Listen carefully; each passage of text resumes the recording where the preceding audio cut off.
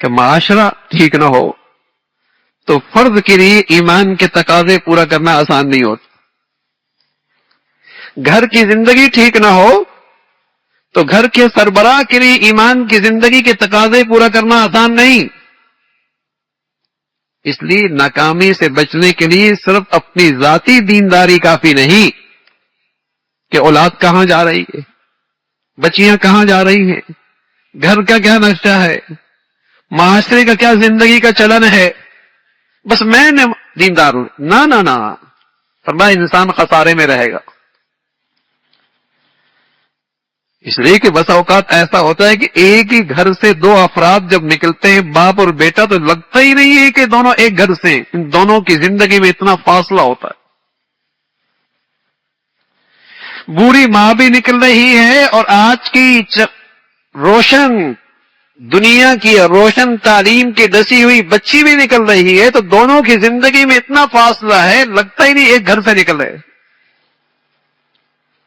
یہ قصور ہوا کہ اپنی ذات تک تو ایمان کی زندگی ہے اور یہ فکر نہیں ہے کہ گھر کا ماحول کیسا ہے. فرمایا یہ ناکامی سے نہیں نکلے گا. صرف اتنا کافی نہیں کہ یہ شخص خود ایمان کی حقیقت اور اچھے اعمال کرنے والا ہو. وَتَوَاصَوْا بِالْحَقِّ، یہ بھی اس کی ذمہ داری ہے، حق کی نصیحت کرتا رہے. اس لیے کہ اگر گھر میں دینداری نہیں ہوگی، خوشی کے موقع پہ سب مل کر اللہ کی نافرمانی کریں، شادی بیاہ کے موقع پہ سب مل کر اللہ کو ناراض کریں گے. زندگی میں کئی مواقع ایسے ہوں گے، اسے اپنی دینداری سے دستبردار ہونا پڑے گا.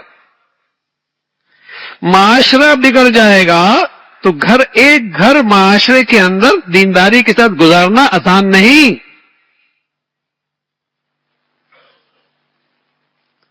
یہ سورت قرآن میں ہے اور یہ پیغام اللہ کا ہے. یہ اللہ کہہ رہے ہیں والعصر، زمانہ گواہ ہے. انسان تو چلا جائے گا اور آئے اور چلے گئے، اور سب سے بڑی انسانیت کی شخص، سب سے بڑے امام محمد رسول اللہ، وہ بھی آئے اور دنیا سے چلے گئے.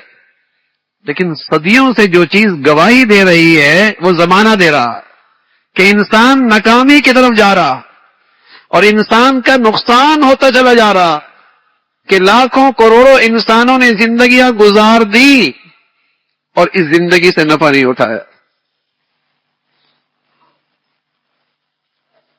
لوگ کہہ دیں بڑا کامیاب انسان گزرا ہے، زمانہ کہ دنیا کہہ دے بڑی اچھی زندگی گزار کر گیا ہے.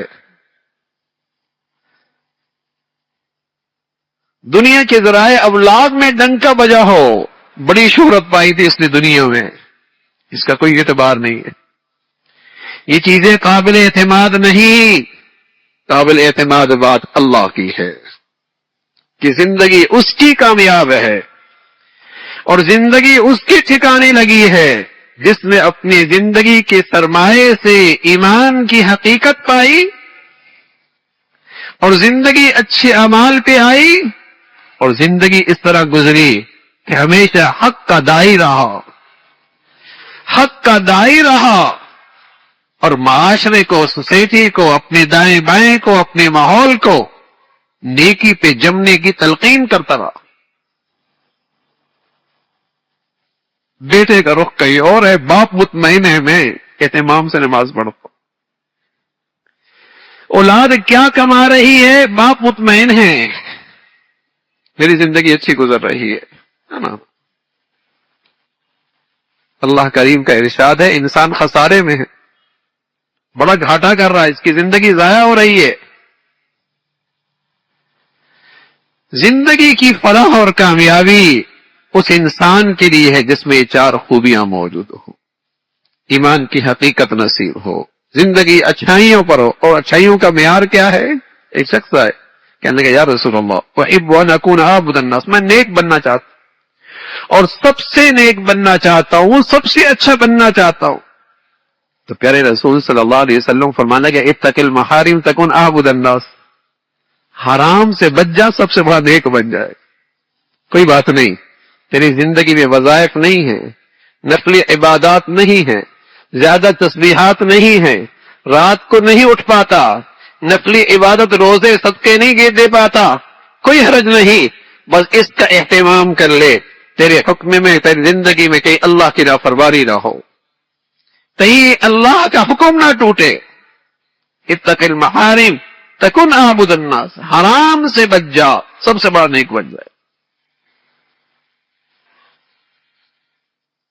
تو ایمان کی حقیقت اور یہ اچھائی کی زندگی، لیکن اتنا کافی نہیں، صرف اپنی ذات تک دینداری کافی نہیں، بچوں کا کیا حال ہے، گھر کا کیا حال ہے، عورت کا کیا حال ہے، بیٹیوں کا کیا حال ہے، شرم و حیا کتنا ہے، گھر میں لقمہ حلال کیسے آ رہا ہے، آمدنی کیسی ہے، معاملات کیسے ہیں، معاشرہ ہے۔ بحیثیت ایک مسلمان کے اس کی ذمہ داری ہے کہ میں معاشرے میں اچھائیوں کو کیسے فروغ دے سکتا ہوں، اور اچھائی کا معیار ایمان کی زندگی، اچھائی کا معیار ایمان کی زندگی۔ میں اس اچھائی کے لیے اپنے وسائل کتنے لگا چکا ہوں، اپنی صلاحیتیں کتنے لگا چکا ہوں، اپنے اوقات کتنے لگا چکا ہوں، یہ میری ذمہ داری ہے۔ تو میرے عزیزو، جب مسلمان اس دستور عمل پہ عمل کر رہا تھا تو اس کی اپنی ایمانی دینی زندگی بھی محفوظ تھی، اور اسے ایسی مبارک فضا بھی ملی ہوئی تھی جہاں نیکی کرنا آسان تھا اور گناہ کرنا مشکل تھا۔ اور جب مسلمان نے اس ذمہ داری کو چھوڑ دیا ہے، آج دیندار بھی ہے لیکن ایسے معاشرے میں زندگی گزار رہا جہاں گناہ کرنا آسان ہے اور نیکی کرنا مشکل ہو، جہاں اللہ کی نافرمانی فخر کی چیز بن گئی ہے اور اللہ کی فرمانبرداری وہاں عیب بن چکا ہے۔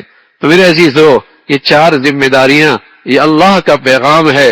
اللہ رب العزت اس سورت کو اور اس چھوٹی سی سورت کو ہمیشہ اس پیغام کا استحضار اور دھیان نصیب فرما دے، اور اسے اپنا دستور العمل زندگی کا بنانے کی ہمت اور توفیق نصیب فرمائے۔